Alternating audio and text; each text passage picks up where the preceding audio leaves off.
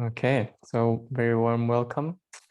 I'm very excited today. I'm using a new microphone that I bought. It's a lot smaller than the big standing one, for traveling basically. But we'll see how it works. So I want to start off with just some meditation, and I want to do some standing meditation actually, just to kind of just to recognize a little bit that mindfulness can be practiced in any position. So it's not just about sitting meditation. I know a few of you in the chat were saying that you were doing the sitting, but the walking is more difficult, or you don't like it, or it's not as enjoyable. So let's practice a little bit of standing meditation so that we bridge a little bit the practice, and I'll talk a bit about that after. So I want everyone to stand up.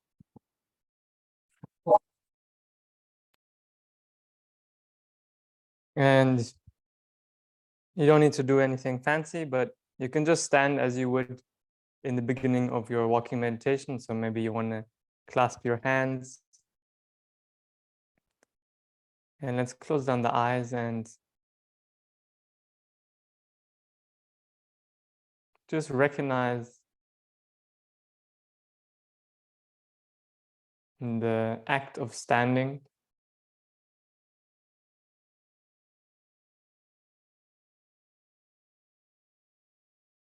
The sensation of standing.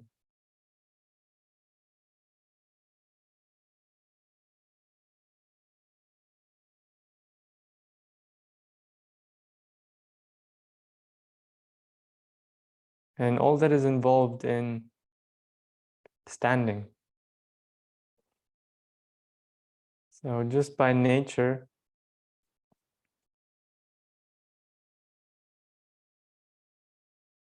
you can notice that your body is doing many things to maintain the balance in standing.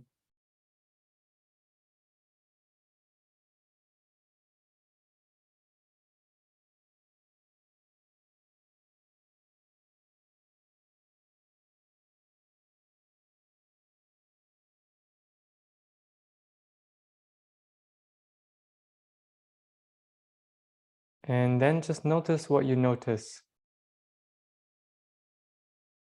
So you can leave your awareness wide open and recognize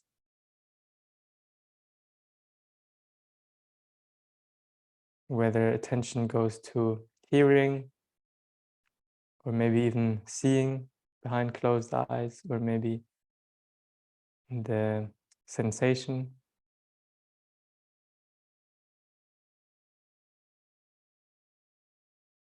of the body, or maybe the thinking, or tasting or smelling.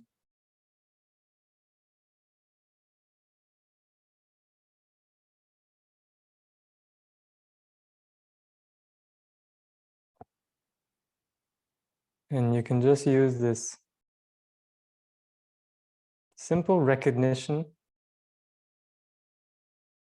of standing and what standing feels like in an instant. No need to put effort into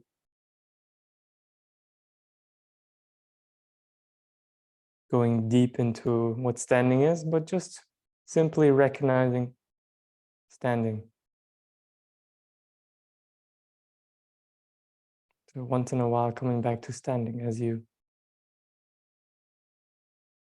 notice what you notice.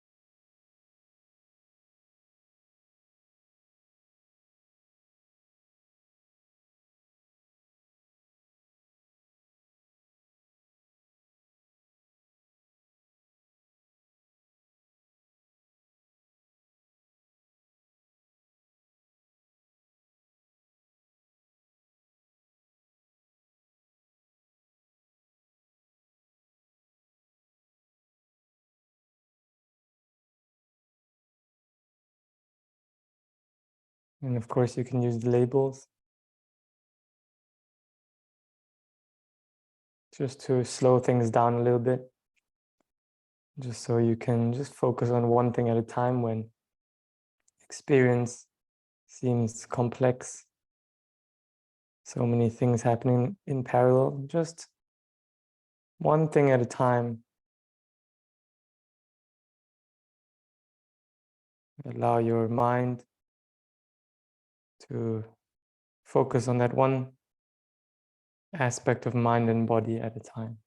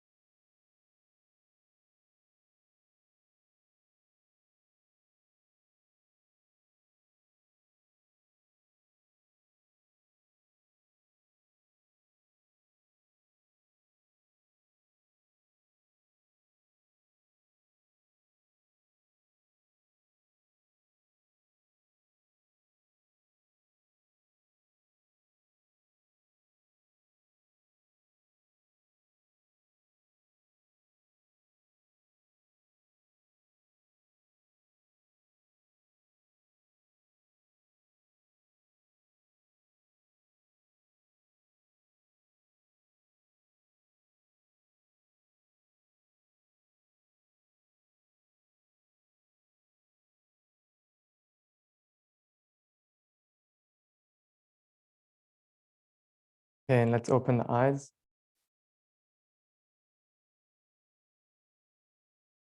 and recognizing the act of seeing.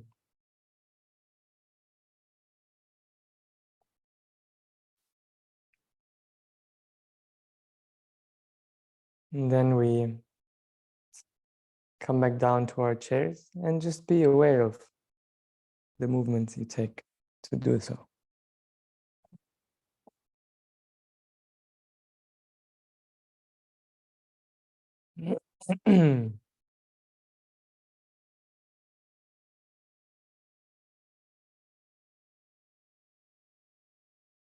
Okay. So we practice mindfulness in this course, and we have many different positions that we can practice mindfulness in. In our formal practice, we have the sitting meditation, which is a very important posture. It is a posture in which we can go very deep. Our concentration, our mindfulness can increase to a very big level when we're sitting because there's very little stimuli and we can really just keep being aware with minimal movement, with minimal distraction, a kind of optimal condition for cultivating awareness, cultivating concentration. But it's important that we don't leave the practice there. So it's important that we bring this practice into the other postures of our life, the other activities of the body, the other different mental states. And so we also have walking meditation. So walking meditation, while still being a kind of container, a simple container, you know, we're walking back and forth. There's still very little distractions. Hopefully you're in a quiet room where you're not being disturbed too much. And you are starting to practice to bring this same type of paying attention or recognizing your experience into something which requires a little bit more involvement. So, you know, you're lifting, you're moving, you're intending to walk, you're stopping, you're standing, you have to turn, you have to, so it's quite a few things that the mind and the body has to still kind of maintain. So we're not, the concentration doesn't increase to as quite a in high level during the walking meditation because we have these kind of things to do and to keep track of, and there's stimuli which keep moving and attracting our attention, like this, the sight and the movement, the thinking about the movement, the thinking about what we see. But we are practicing something really important, which is to start to bring this mindfulness, this concentration into a more normal activity. And of course, it is still a simple thing, But this prepares us for bringing this mindfulness into even more complex environments. So when we have to drive, when we have to walk to work, when we are working, when we are in conversation. So these are much more complex activities where the mind and body is doing a lot of things, but we are slowly bringing and training ourselves to bring this mindful awareness into everything that we do, because we need to see ourselves in many different dimensions and perspectives. So we can't just practice on the cushion. We also need to recognize what's happening when we're engaging in conversation with someone that we like, with someone that we don't like. Because in those moments, in those situations, we see how we really work. We see how the mind and body is working in that situation, how negativities come up, how pleasantries come up. We recognize, we learn the structure of this mind and body in order to better understand this, to better learn about this, and to see what exactly leads to suffering and what leads to a more happy and fulfilled life. So that's why we practice walking meditation, and that's why we also split half and half. So it's important to do the walking meditation, and it might not feel as good or as deep as the sitting, but it is very important, and it's also a very good preparation. If you do the 30 minutes walking and then the sitting, it creates a lot of momentum in your practice to then you start sitting and you can go very deep very quickly without as much physical pain, because you're a bit more warmed up and you're not sitting for a very extended period.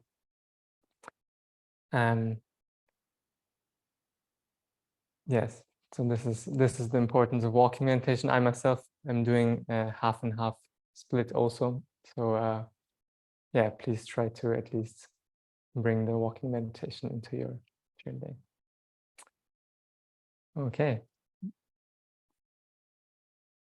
Leo, what appeared for you in that standing meditation? I'm sorry, what? What was happening in your experience during that standing meditation? What did you notice in terms of the mind and body? What was happening? It's very interesting. I noticed that 80% of the time I was trying to focus on the walking or on just one thing, but I can't.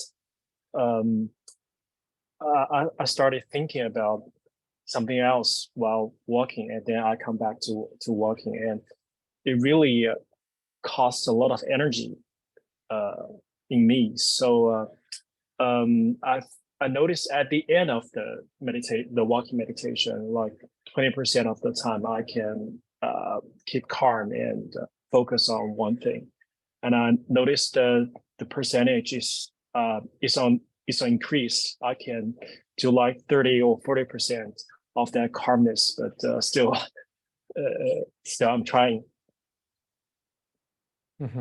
And how was it just now during the standing meditation that we just did together? How was the experience? Were you thinking most of the time? Were you more on the body? Or yeah, was this 30-40%? Did that apply in the last standing meditation we just did? It's different. While walking, I don't have to pay attention to the balance, but during the standing meditation, I would say like 50% of the time, the attention is from my feet. I have to try to keep balance, and I can feel the pressure from the bottom, and that's the focus of that's a focus this time. But I will say what else besides the sensations of the feet? What appeared? Thinking. Okay. Thinking, yeah. What kind of thinking?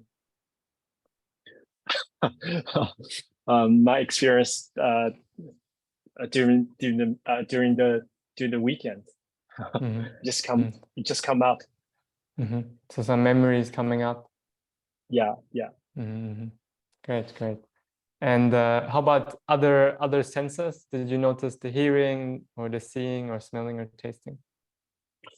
Yeah, at the beginning, it's I can hear something, I can smell something, but it just disappear. Mm-hmm. Like 1 minute, I don't know. Yeah, then I Okay. go deep into the thinking. Okay. Good. Yeah, so many things happening in that experience, and there's nothing wrong with what happens. Everything is just the nature of the mind and body working. Our job is just to recognize and be aware of it. So you recognize the thinking when it was happening, you recognize the sensation on the body when it was happening. Just notice. So you said like I had to continue balancing, and so you felt you had to put effort into balancing and things. Just notice that also as something that is appearing in your experience, like, oh, there's a feeling of I need to balance, or that's also like some thinking. So just keep recognizing what is appearing by it, and maybe hearing appears, okay, hearing appears, but if it doesn't appear, also no problem. So when we're practicing the mindfulness, we just have some space, some container where the priority is just to be aware of what happens by nature, and nothing is wrong. Everything is right. We just aware of what's happening. Great. Thank you for sharing, Leo.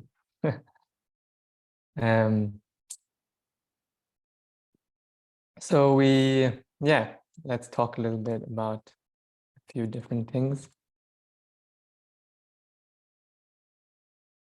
Okay, walking meditation, we covered that.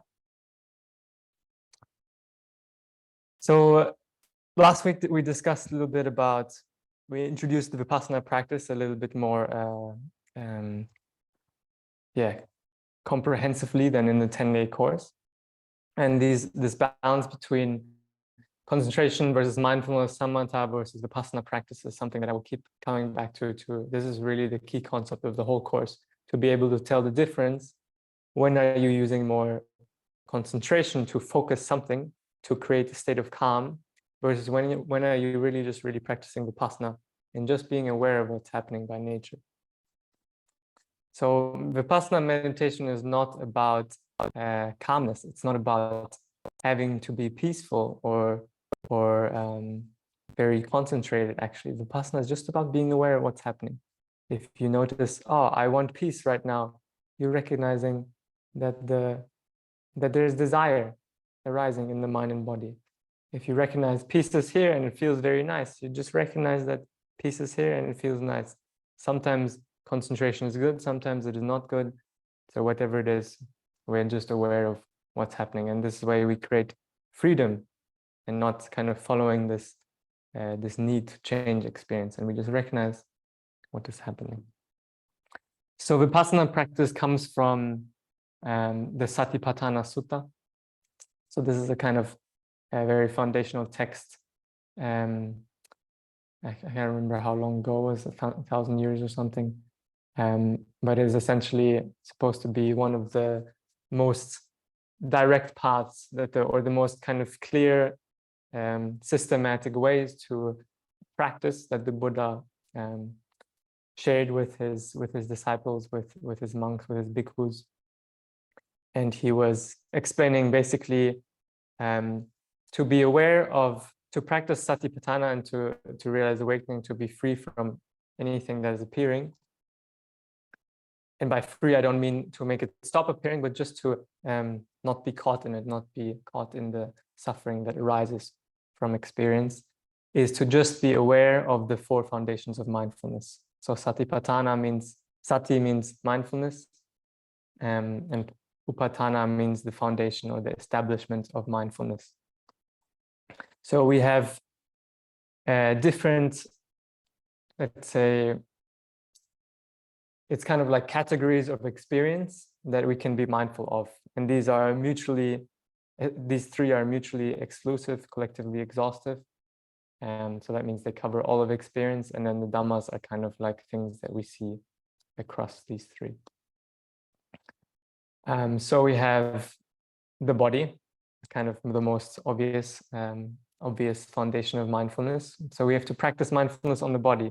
So the body is our five senses, not just the sensations of the body, but also the hearing, the seeing, the smelling, the tasting. These are the sensations that are appearing in our experience. So we have this one part of experience, the body, and we practice mindfulness on the body.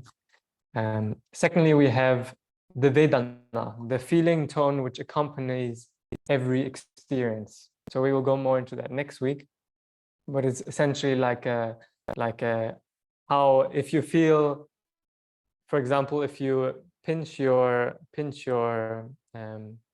hand here right now. So let's do this together. You feel some sensation in the hand.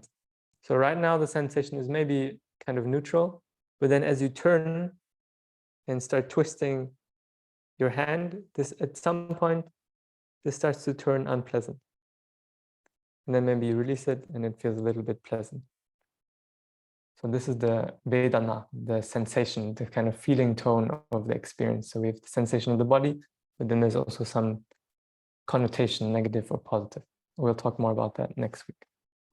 And of course, then we have the mind, the realm of the mind being the most complex one, as the mind produces the thinking, the planning, the planning, the remembering, the evaluation, the reaction to that thing, the command, the intention, the awareness of it is also in the mind. So there's many different layers of the mind, and it's a little bit more complex to be mindful of the mind because it's so easy just to get caught in the content. And so most mindfulness practices always start with the body. It is the most simple way to cultivate the habit of mindfulness. And that's why we also kind of bring more focus in the body for these first 2 weeks. And then later, we will also go more into the mind, into the feeling tone, and later also the Dhammas, which I'll talk about in week 5. So the mindfulness of the body, the first, and these three categories, they cover all of our experience. So everything that you are recognizing in any moment, everything that you know is body and mind. So even when you're thinking about something out there, thinking about what you did on the last weekend, thinking about work, this is something that's appearing in your mind, some imagination. It is not the actual thing. So everything is always body and mind, and that's why Vipassana practice is to be just aware of body and mind as it's appearing. Okay.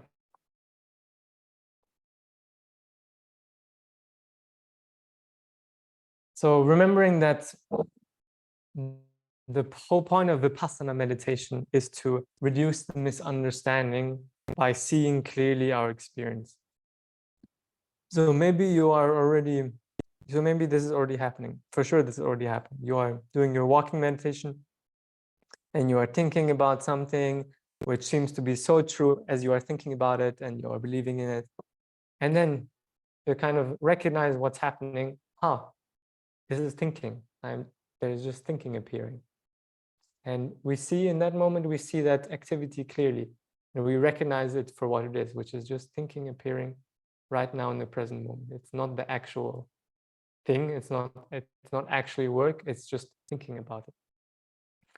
And so as we practice Vipassana, as we learn to see clearly our experience as it's happening, we get more and more skill in having the choice, essentially, whether to follow that, to believe in that, or to be free from it, to just recognize, this is just thinking, this is just worrying, it's just some anger right now. And so we practicing to see experience clearly. So it's not about peacefulness. There's nothing here which says Vipassana is to create peace or calm. Peace or calm is just a state of mind that appears and also disappears. So we learn how states of mind appear and disappear. But coming back to basics, first we need to practice mindfulness with the body. So the body has happening mainly in the present moment. The sensation, for example, now if you touch your hand, the sensation that appears is happening right now. So we practice to create this awareness with these sensations because we cannot cheat them. So it feels clearly different if you right now, if you kind of tap your hand, you can feel that in your hand, in your arm that you're tapping. Whereas if you imagine it, you can still feel some remnants of it, but it doesn't feel quite the same. So that's why we're practicing mindfulness of the body, because the truth of body is very difficult to cheat, to lie. So we know when we're being aware of the body and when we're not being aware of the body. And we have, of course, the sensation of touch, so the sensation of feeling, the sensation of seeing, the sensation of hearing, the sensation of smelling, sensation of tasting.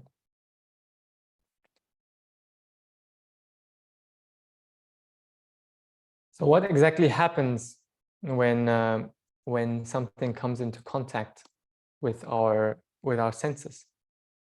So on a very micro level, as something comes into contact with our senses, maybe you are recognizing, for example, the sensation of sitting, the contact of in the outside reality, the contact of this chair with the contact of your body, and your nervous system picks up the signal, this touch contact, and this sensation is recognized and felt as some touching sensation. So there's the touching sensation of the feeling of sitting on this chair. And immediately the mind comes in and recognizes, conceptualizes this, and maybe gives some reaction to that. So if right now, if you're sitting comfortably, the recognition is, I'm sitting on this chair and I am sitting in this position maybe, and maybe there's some kind of, it's neutral, so I'm not going to pay attention to it because it's a neutral sensation. But maybe as you continue sitting here, you might start to get a little bit discomfort, and then maybe there's some reaction, which is okay. Let's send the intention to the body, back to the body, that we should change the position a little bit, and then maybe you shift a little bit. This is happening so quickly and a very subconscious level. So our job when we are, and this is happening so quickly, and it's very difficult to actually tell apart the touching sensation from already the evaluation, the recognition, the conceptualization of that sensation. The same with hearing, seeing, tasting, smelling. So quick. So what do I exactly mean by that? Let us make an experiment. So I want you to close down the eyes and just mindfulness yourself right now.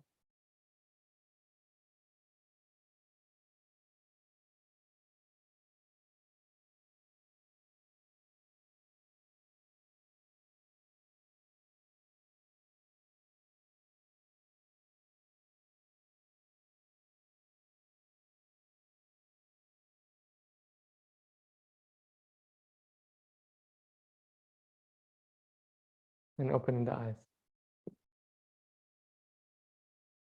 So what happened there? What happened there in your experience? Maybe Mita, do you want to share? I was aware of my eyelids closing, so that physical feeling of closing the eyes. And then I was aware of where my body was in the space around me, and how I was holding my hands clasped, and how my forearms were touching the table. And then I was aware of hearing. I can hear the trickle of water outside. Mm-hmm. Did you hear the clapping? Did that get noise cancelled or something? I didn't hear clapping.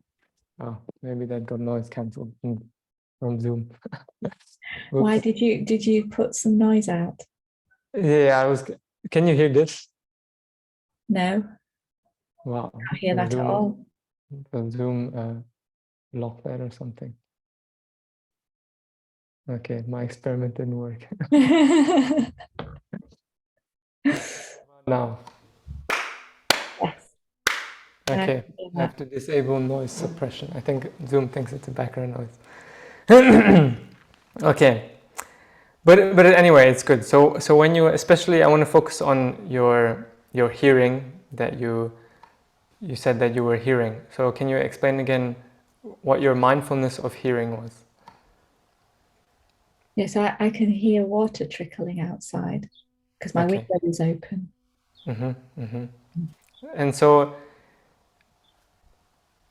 can you separate the sensation of the hearing from the recognition of the hearing and the reasoning for the hearing? So was there a moment of hearing before the... Okay, simpler question. Where do you hear? Where did you hear the sound? My ear. Great. And then... And then I recognized it as water. Mm-hmm. And then I started to think, where is that water coming from? Great, good. Exactly. So that's exactly right. So these are different things happening in your experience. In the initial moment, there's a moment of hearing, and we always hear in our ear. This is where the nervous system picks up hearing, and then the mind attributes that and creates the recognition very quickly. This hearing is from this. It's the trickle of water. It's because my window is open, and so quickly the thinking appears as a result, and classifies and responds or decides whether to make a response or not.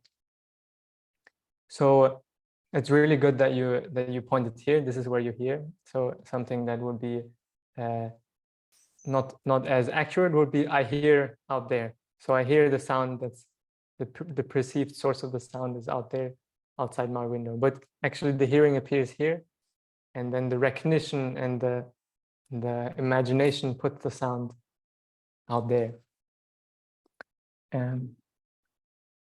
But the thing happens so quickly. And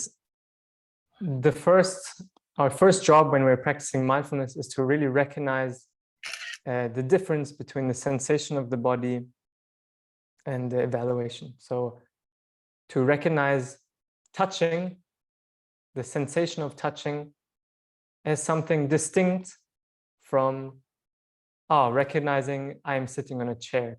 If you imagine, you can't really feel a chair. You can feel the sensation of your body, and then your mind, because it combines the information with what you see and your memory, etc., recognizes that sensation as the chair and puts an idea around it, some evaluation, etc. So when we are practicing mindfulness of the body, we just learn to recognize that initial moment of sensation, the initial moment of seeing. So seeing is very difficult because it's so quick, the mind to classify and see that this is a laptop and this is a window and this is a table, etc. The hearing, just the hearing that comes in before the evaluation, and the smelling, and of course the tasting. And it's not that we have to stop. It's not that we have to stop the subsequent reaction. We don't have to force our nature to change. It's nature that when we hear a sound, we recognize the sound, we classify the sound, we think about the sound. That's completely okay. So we don't have to stop this process by all means, but we just want to start to practice this awareness that can catch these things and then recognize that it's hearing appearing, and then the thinking, etc. So to build more clarity of our experience, so that we recognize what's happening, and this way we can see more clearly how the body and mind is working.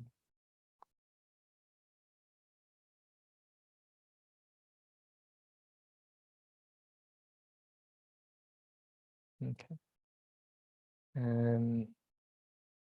Another example, but I think not necessary. Okay, maybe I'll pause there. Is there any questions or comments on that?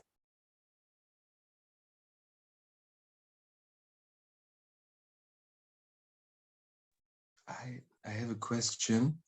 Sure. So I just realized, so when I'm practicing with the earphones, I just now stopped to using them because I feel like otherwise I not really can practice with the reality how it is. So what are your thoughts about that? Like, should I? Yeah. Yeah, absolutely. So practicing with some headphones, some noise cancelling headphones, you are reducing the amount of stimuli. You are making it easier to concentrate because you're removing essentially one, or reducing by a lot the magnitude of one of the senses of the body. But you are going more into concentration. So it allows you to practice more concentration, to calm, to make peaceful the mind, because it's easier to focus on something, because hearing doesn't draw you away as much. But you are not learning about hearing and how it works, so that when in the real life situation, when, and of course hearing is a thing that can bother us a lot, whether it's something someone else is saying about us, whether it's an annoying sound that we don't like, the mind will not have cultivated that equanimity and awareness of hearing, and so you won't be able to use the mindfulness as effectively when you are in that situation, because you don't. If you're really practicing the Vipassana and the mindfulness, then whatever loud noise, whatever annoying noise it is, you can clearly separate. This is just hearing, and then my mind thinks, and you can catch that reaction before it happens because you practiced on hearing. But if you never practiced on hearing, the sound will keep annoying you. And you can use concentration to distract yourself from the sound by focusing very intensively, maybe on your body sensations. But the hearing still bothers you as soon as you stop having that state of concentration or stop concentrating. So Vipassana is much more about whatever it is, it's fine. Whatever, if it's hearing, if it's thinking, nothing bothers you, because you clearly see it without reacting to it. Does that make sense, David? Yes, it totally makes sense for me. I feel also with the earphones, it's like if you would be in a meditation center, like sort of in this little chambers, you know, where in your own cell, where you just want to have this high concentration. But now I feel, for the purpose of practice and learning really to separate it, like in particular with this technique, is also kind of new for me. It makes more sense for me to practice without these earphones, because I have much more, you know, like, just like you said, for example, now not using the earphones, straight away, like the sensations of hearing, or like there's so many now things I can actually distinct from or can separate from, and I can use them for the practice. So I think for now I will not use the earphones anymore during the practice. Yeah. Yeah, absolutely. So it's, yeah, I like how you say you bring up the retreat. So there is definitely a place for having a quiet space so that you can really learn to a very subtle and deep level how this thing works, how the mind works when you remove a lot of stimulation, because you can see a lot more detail, a lot more subtlety. But of course, then not to get stuck there, to also bring the practice into all situations. And there you might want to, as you say, to use everything as the practice, essentially, so that it doesn't get stuck in meditation is about being in the quiet meditation cell and having a state of concentration. that's why we're also practicing walking meditation, because actually our concentration isn't allowed to go as strongly in the walking meditation. So we have to learn how to be mindful with a lower level of concentration, with a lower level of calm, with a lower level of peacefulness. Mindfulness can still see the thing. Okay. Sorry, just one last thing for myself, because I just have this insight, this realization, because before I indeed somehow associated the meditation, I really liked it, to have it in this really quiet, concentrated state. But this made it, then indeed also difficult to sometimes take it from the retreat really to the day-to-day life, where it's just, you not will have these, like usually like these moments or these perfect spaces for practicing. So you need to practice with what is around you. So I really like it. Thanks a lot. It's now helped me a little bit to, take it out from there. Yeah. Yeah, great. David. Jen, you're raising your hand. Yeah, just sort of going back, talking about all these senses. I felt that, especially in the walking, because it's the first time I've ever done a walking practice, and I really noticed how the senses are so heightened. So, we're talking about the hearing, and during that little experiment just then, I'm sitting in a room that there's no clock, and I could hear a tick, like a tick-tock, and I'm thinking, oh, that's a clock. So straight I started going to the story, like, where's the clock? There's a clock in here. And then when we stopped, I actually sort of looked around, thought, well, there's no clock in here, but I could see how easy I was then. I actually, after sort of going into this investigation, it was like it's drops of rain going into the water tank. So so bringing it all back, it just sort of, and especially what you said in your last sentence, and from the walking meditation into sitting, where doing more practice is just going to be able to notice it without going into the story, I think. And same with, I guess, sound, smell and touch and taste. And so thank you. That was really good. Yeah, beautiful. And the wonderful thing, which we'll start practicing later, is you can do the same thing with thinking. So thinking is not a problem. Vipassana is not about not thinking or stopping thinking.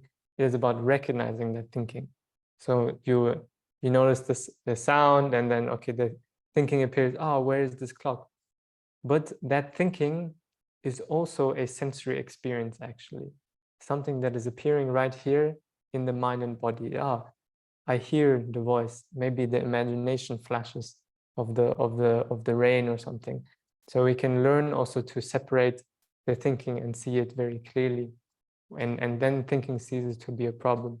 And we can apply that, of course, when the thinking starts, like, evaluating whether it's a raindrop or a clock is not really a problem. But when mind starts being a problem, like worrying very intensively, creating a lot of anxiety, we can also recognize that the activity of the thinking and see it clearly, and it absolutely separates the resulting friction or suffering or struggle that tends to follow the worry, the anxiety, and things. But that's why we need more skill. Practice on the body first. Thank you. Thank you, Jen, for sharing. Mita, I think you don't have to tell your daughter to stop singing in the shower. You can use that as a practice. So you recognize the hearing as it appears. Don't try to push it away and refocus very intensively on something else. No, you're just recognizing how the hearing is working, how the mind is responding, how the thinking is appearing, and then maybe a little bit back to the body. Thank you. She'll be pleased to hear that.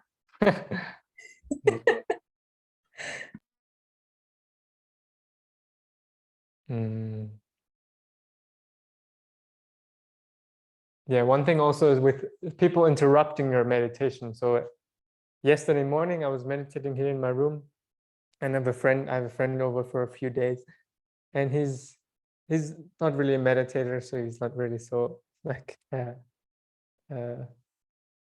doesn't think so much about whether it's bothering me or not. So he kind of comes in and like he knows I'm meditating, he sees I'm meditating. I was in the sitting portion, and he just taps me on the shoulder and says, "Hey, good morning." And I just like, well, I just recognizing the appearances, the reactions that are appearing in that moment. Like first the hearing as he comes into the door, the imagination, the expectation of what he's going to do, the flare of annoyance that appeared when he tapped me, like, "Can't you see that I'm meditating? Why is he bothering me?" And seeing how this whole thing is working, how the annoyance appears, how the reaction appears, and how I respond, and that's why we're really learning to see ourselves and learning to get to know ourselves very intimately. And then when we can see really the annoyance as it appears, it can be immediately abandoned. And in that moment, I just chose to ignore him, and then he kind of got the message and left again. So, and I kind of shared with him also after, like laughingly, this experience. So, yeah, not to, to use everything as the practice essentially. It was a good moment. Okay, what else do we have today? Let's see. Yes, so essentially practicing the sensation, the touching, recognizing it as separate from the mind, which evaluates, which thinks, I am sitting on a chair. Just sensation, and then the imagination gets created of I am sitting, of this is a chair, this is a floor, and things. So if you can't really do this clearly yet, it takes practice to do, of course, to have this awareness that can really catch the moment. But just intend to feel the sensation before the story, feel the standing before the rest, feel the lifting of, or the right goes touch before the rest, feel the rising just as the rising, the sensation of rising, feel the falling just as the sensation of falling, and you will get more skill. And with hearing, just recognize hearing in the ear. You can even bring your attention briefly to the ear, the hearing, the moment of hearing, before it goes into I'm hearing over there, it's coming from over there, this is where it's coming from, this is why, and blah blah blah. That appears.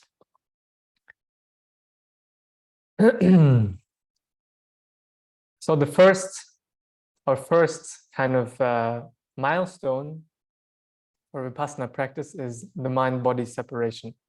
So there's these kind of 16 stages of Vipassana meditation. Someone created this map of progress, which we don't have to take too seriously, but it's a nice kind of guideline, especially the first few. So the first thing we want to be able to do is just to recognize clearly what is mind and what is body. And this is something that we get more skill in. Sometimes we can do it, sometimes not. And of course, it changes. So to be able to separate the mind from the body, to recognize this is mind, this is body. And later we will learn more about then what we learn when we start to see that, about cause and effect, how the mind and body is influencing each other and constantly body causing mind, mind causing body, body causing mind, mind causing mind, body causing body, and many appearances, and how the whole thing is impermanent, non-self, and can be the cause for struggle or suffering. But we'll talk more about that through the entire 8 weeks. So the first job, just recognizing clearly what is mind, what is body. So back to the kind of technique. So that's why we have a technique to help us do all these things. We need the technique as a stepping stone. But we have a bit more priority on the body for now.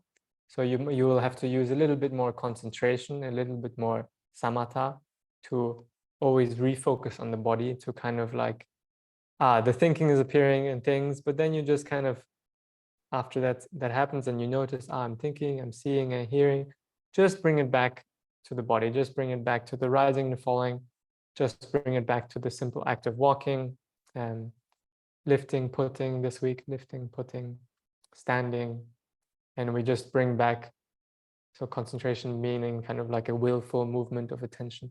We willfully intend to focus a bit more on the body so that we re-establish the mindfulness of the body and create the right mindfulness, the mindfulness that can clearly separate the body and mind at the moment.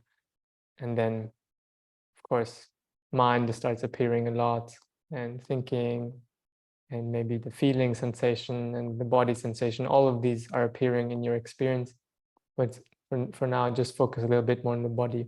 And as you get more skill, we don't actually need to focus anymore. We just allow mind and body to do its thing, and we're just aware of it. So noting in this respect is a bit like a camera flash. So it's impossible to, for now at least, to catch everything that is appearing. There's so many things that are constantly happening, and it looks very complex. It looks like many things are happening in parallel. I'm hearing at the same time I'm sitting here, at the same time I'm speaking. So many different things happening, and that's why we just slow it down a little bit, cultivate some concentration, some mindfulness through the noting with labels. So just one thing at a time, every few seconds. Clearly feeling sitting. Okay, next thing I notice is hearing, just hearing. Or next thing I notice, I'm thinking. There's image of a bird, thinking. And then maybe sitting again. And then a sensation appear. Okay, feeling. Discomfort, some dryness in my throat. Okay, just one thing at a time. We slow the thing down. We just use one thing at a time, every few seconds. Whatever is most obvious or outstanding. And this way we start to get the skill of mindfulness. Whatever is happening at this very moment. You can kind of ask yourself, what now? So just forget everything. Meditation isn't about, or Vipassana isn't about maintaining some state of calm or peacefulness throughout half an hour or 1 hour. It is about continuously recognizing what is happening in this very moment. So you can ask yourself, what now? I'm sitting. That's the first thing that comes up into your consciousness. I'm sitting. Sitting. Hearing. Okay, what's happening now? Seeing. And in this way, we build more skill. Okay, Mita raising a very important point. How often in a day should we note? It could get quite overwhelming. So we have our formal practice in which we're doing this, every few seconds. But throughout the day, you don't have to do it so seriously. Just very light effort. So very light intentionality to just notice what you're doing. You don't have to go throughout your whole day as you do in the meditation, or moving, hearing, seeing, because you won't be able to function as well, especially in this early stages when you need a lot of effort to maintain the mindfulness. As you get more skill in this, it becomes more effortless, and you can continue to do everything while staying mindful. But so Mita, the answer would be, how often in days should we note? Whenever you remember to, but in a very light way. Don't try to be too serious about noting. It's something that habit needs to be built over time. If you put too much effort into it, it will create a lot of tension and discomfort, and actually more suffering, which is not what we're trying to do here. Okay.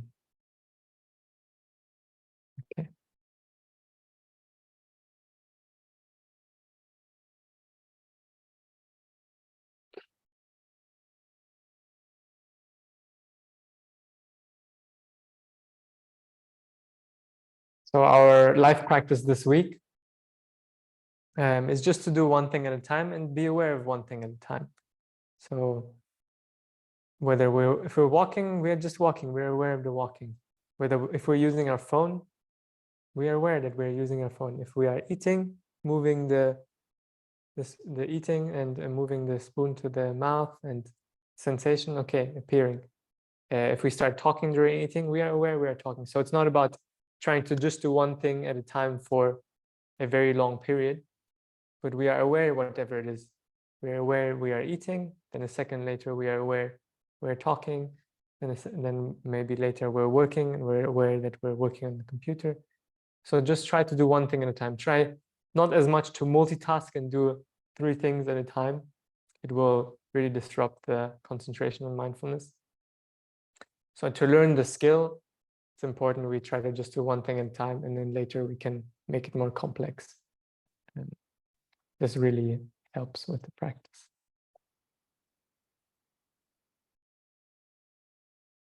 Okay. Is there more questions, thoughts about the practice, technique of what I just said? Anything? Jen? Oh yeah, just a quick sort of question with the technique with walking. So in the beginning, I was so wobbly and so unbalanced and so not centered, and I found it because it was, you know, really hard. So I had to try to work out a way that it was just so sort of foreign to me to do it.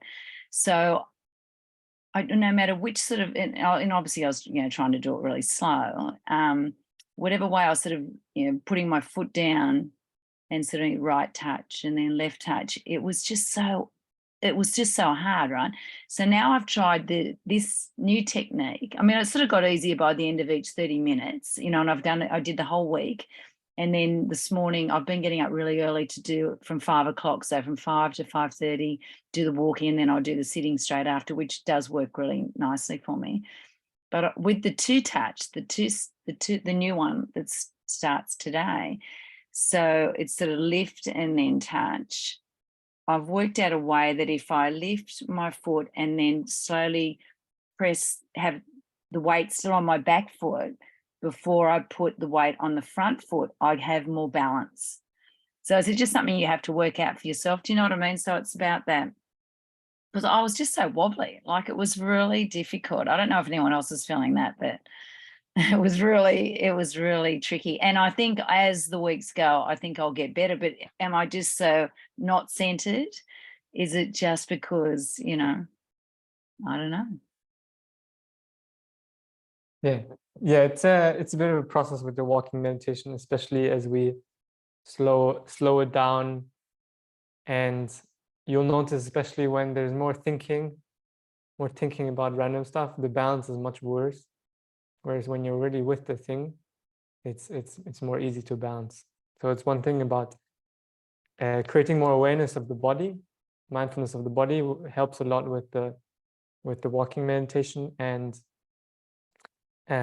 yeah, you find your ways of walking. Of course, we're not used to walking so slowly and in this kind of artificially robotic fashion.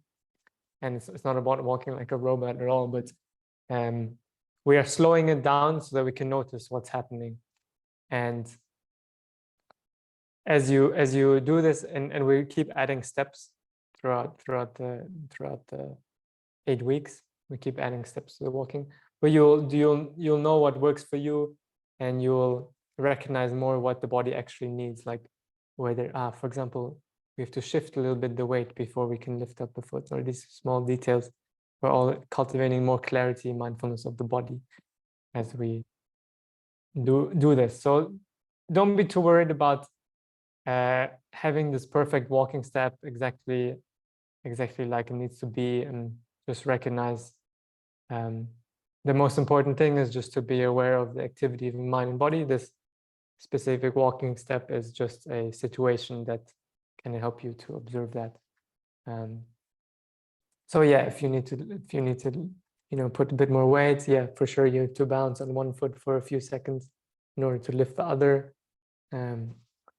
Do all that and try to be aware of that process of the body, the sensations, but also the judgment, the thinking, the worry that comes up in response, the bouncing, am I getting it right, doubt, all of that is all part of the practice. So it's nothing is separate from the practice. You won't have a very peaceful and calm meditation when you will get the walking perfectly. No, that's just the illusion that your mind makes you thinking. But we are just using that as the now I found actually now this is kind of like a side effect, not the intention of the walking meditation, but I found my balance has markedly improved because now I even do the walking meditation with eyes closed, and I can do that no problem. And then I went on the slack line after a few years of not doing, this kind of thin rope walking, and I found, whoa, I can balance on this so easily now after doing all this walking meditation with my eyes closed. But that's just a side effect of walking meditation. Yeah, no, I can definitely feel better by the end of each 30 minutes. I do feel like a really nice ease, and I can feel it, and it feels good. But certainly in the beginning, it's and some days are worse than others. Just depends. But thank you. Right? Yeah. Yeah. Leo, you are saying when you're noticing many things are happening at once, like you're hearing and thinking, how do you decide which one to quit and which one to keep? Whichever one is more obvious. So maybe you notice both things, and just recognize if it's the thinking is more obvious, then use the thinking, and just label thinking. If the hearing is more obvious, label the hearing. And yeah, if it's in combination, try to be more a bit on the body, like the hearing is a bit more, it's more easy to catch the mindfulness clearly on the hearing. But essentially it's not about quitting one and keeping the other, it's just about being aware of them as they appear. So actually if you can catch both of them, and it's maybe even too quick for your label to thinking, hearing, that's also good. Just say one of them, but you saw both of it. And that's where we're moving to. We're actually later we'll let go of the labels, or we can reduce a lot the volume of the label. Just let it barely be a whisper, because things happen so fast and we can recognize them so fast that the labeling is too slow to catch up with it. But for now, we use the labels just to slow it down a bit, to make sure we really get good at recognizing hearing, to make sure we get good at recognizing thinking, and slowly. So just the answer is just to whatever is most obvious. Is that clear, Leo? Yeah, I may need more practice because I feel that sometimes during the walking meditation, I want to focus on one thing, on like the meditation itself, but the thinking comes and I just can't stop. So that's why I was trying to find a way to focus. Yeah. So if you find thinking is going on and it doesn't help to recognize the thinking, it's like, you say thinking, but it's continuing. Just for a few moments, for a few labels, just come back to the rising and falling of the belly if you're doing the sitting, or just start walking again if you're doing the walking. Just, okay, forget about thinking, it's going to continue. Let me just bring the body into the foreground. Okay, lifting, putting, and do that for a while so you kind of create a bit of momentum. And then again, notice what else takes your attention, but try not to. So if you're getting stuck in the thinking a lot, and then you just say thinking, but it's not really helping, it's not in mindfulness anymore, it's not clear anymore. So then just kind of abandon that, whatever. Okay, I'll just do a bit of concentration on the body first. Okay.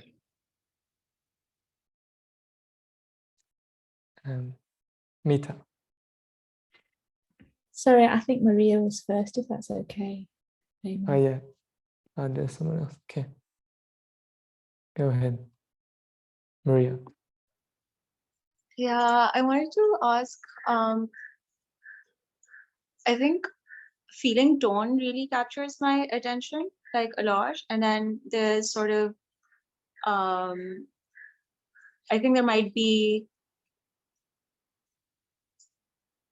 body sensations that are part of that. So for example, like changes in some muscle tone or like pain in some muscle or anything like that. And I'm just wondering if like, and the way that I usually stay with that is sort of seeing the components of the emotion.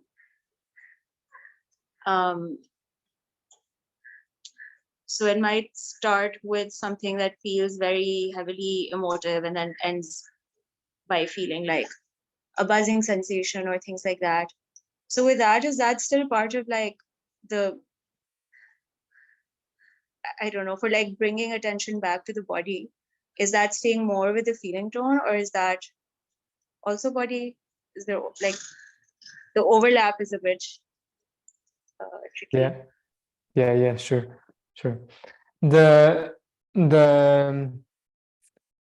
We'll go more into detail about the feeling tone next week. The whole lecture is about Vedana, about feeling tone. But for now, if you can feel it as a sensation on the body, that's the body. That's already enough. The feeling tone is more it comes attached with the sensation as pleasant or neutral or unpleasant. But if, for example, there's the contraction in the chest, the buzzing, the vibration in the body, the tightening somewhere, the spaciousness somewhere, heat somewhere, tension somewhere in the muscle. If you're tensing, I know you mentioned anger. If you tension the jaw, hands, those are all sensations of the body, and you can just recognize those as the body. But then try to not stay in them for too long. So, okay, all these things with the anger, like, okay, the sensation, the clenching, the contraction, whatever, don't just circle in that. Come back to also more neutral sensations, like the lifting, putting, like the rising, falling, so that you don't, because sometimes we can get stuck in using mindfulness to push something away. Like, oh, if I'm really mindful of this contraction and this anger, it will go away. But then we're not using clear, right mindfulness anymore, because there's some hidden aversion there, some hidden judgment, some hidden I do that a lot. So just make sure that you're not getting stuck in trying to be mindful of anger and all its associated things, but a little bit, okay, mindfulness, okay, contraction, tension, sitting, hearing, rising, falling, anger, discomfort, contraction, sitting. So kind of like resourcing a bit with the neutral things and creating the right mindfulness, mindful of the anger a bit and the associated things. And then so kind of back and forth, not getting stuck in one. If it still feels like the loudest thing, is it like, you know, and it requires effort to sort of shift away? That's also okay. Yeah, sometimes we have to use a little bit more effort to shift away. If the thing is really strong and overwhelming, better to use a bit more concentration to calm it down by focusing on something else. But we are not ignoring it completely. We keep coming back and recognizing it. But we need to, the Vipassana only works properly if we have the right mindfulness. So if you have a mindfulness that is like tainted by the aversion and by the disliking of it, and we're not seeing those elements, it will not work. So we need to make sure we have the right mindfulness by checking with the body and kind of like getting clear on the body, the neutral things on the body first, before we can go to the more difficult things. Thank you. It sounds hard to do, but yeah, we will is the most difficult, and anger is very difficult, especially once it has started and once it's kind of has a lot of momentum. Very, very difficult. Better just to be still, relax for a bit. It's more easy to catch anger when it first starts. So when the earlier you notice, the more easy it is to work with it. You notice that initial thought of, I'm annoyed at this. If you don't notice that, it snowballs into something big. So we're also trying to learn how to notice the things earlier. Good. Yeah, I think the thought feeling separation is really helping with that. Even while we were talking about it today, I think it was interesting to see. Yeah. So yeah, just we're practicing that a little bit, and then one step at a time. We don't have to conquer the universe. We don't have to never have anger again. It's also okay. And as I was saying in my example, I also still felt the annoyance. I'm not free of annoyance bothering me, but it's nothing wrong. Just learning. Nothing wrong if you fall into anger, if you fall into annoyance, if you fall into anxiety. It's okay. We are learning how it works. Every time it happens, we see how it happens. We learn a bit more about how it happens. We get a little bit better about not falling into that. Great. Yeah. Thank you. Thank you, Maria. Okay, Mita. Yeah, that was just such a beautiful question answer session there with Maria. Thank you for asking the question. And also, Jen, thank you for asking that question, because it's kind of answered what I was going to say. Initially, when I was walking, I was thinking more about the words I had to use, and it was like my body was trying to follow the words and my stepping. And then as the week progressed, because I knew what words to say, they were embedded in my memory, suddenly the words were following the walking, and then it really flowed. And I've only got like maybe 1.5 meters, maybe 2 meters in the room to walk, but by the end of the week I was walking really smoothly and quite fast, not hurried, and it felt great. And the second thing I was going to mention was the emotion. Oh gosh, anger, and really intense anger, and trying to incorporate some kind of loving kindness for that anger, and also then grief. So seeing a picture of my mother as I'm walking up towards one end of the room, and like today, lots of grief and tears because she's passed. So yeah, really, really hard sometimes. Good. Yeah.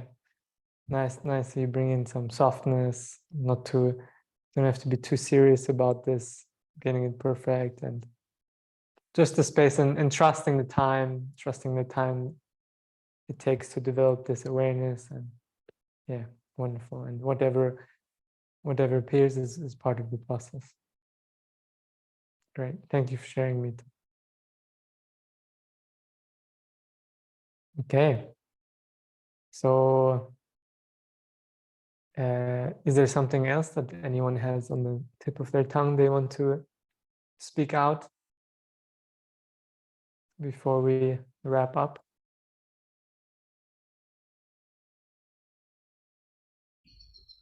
Yeah, I have one question, Reimer. During the walking meditation, what I did is I sometimes made the walking deliberately harder to practice my balance. So raising the feet all the way up to raising the knee way higher than was normal walking, just to practice my balance, but totally focused on it. And I like this. I didn't do it all the time, but just kind of alternating between that and normal walking. Would you recommend against that? Would you say like, no, you really should keep the walking as simple as possible?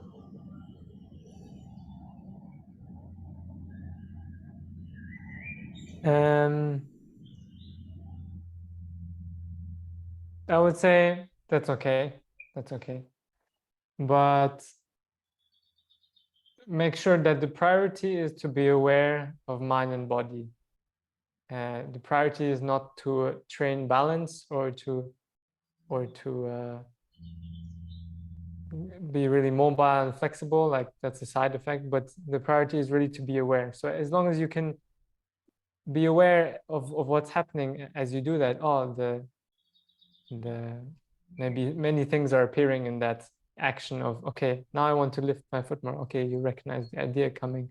But the priority is really the mindfulness for that practice period. And I would make sure that's separate from, oh, I'm training balance, I'm training other things of the body, and make sure that's separate. Otherwise it gets mixed in, and then we don't prioritize the awareness anymore. Got it. Thank you. So, thank you.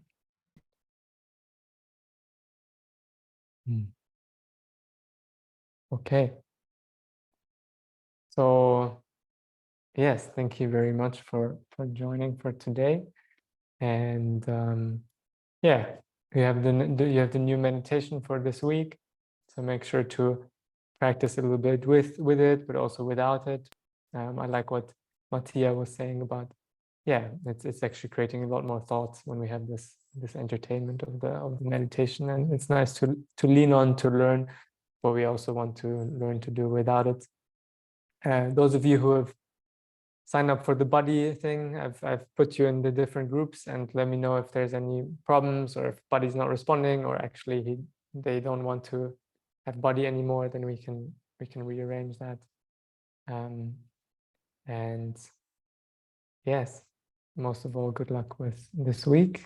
And we're all practicing together here, so not alone in this. And I would just like to finish with a little bit of a chant, which is a chant from Thailand, which all the Buddhist monks, they're always chanting this. Yeah, very, very short one. And you can just close your eyes, receive it as you want to.